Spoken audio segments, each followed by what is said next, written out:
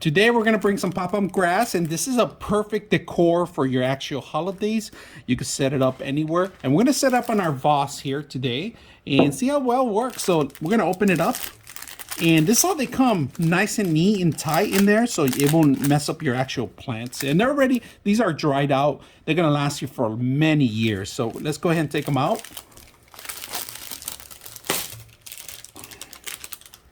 All right, so here's actual grass. It's beautiful setup. It's very elegant. I put it on a vase, and you can spread them however you want. It comes multiple different colors, different shapes, all right, and smaller, longer strings. And really, some of them are really soft. You got to actually spread them out a little bit better. It doesn't shed too much, you know, only some of the dry ones. But then after that, it's clear. You can put out any kind of vase you want. You guys can see I put on a basic one right now, but it looks very elegant. Design it how you want. It's very simple. You could just take them off, and look how easy it is to actually just place them on. And they remind me of peacock feathers, pretty much. That's how they look like. So design your own, set them up, and enjoy them. So I hope you guys enjoy the video.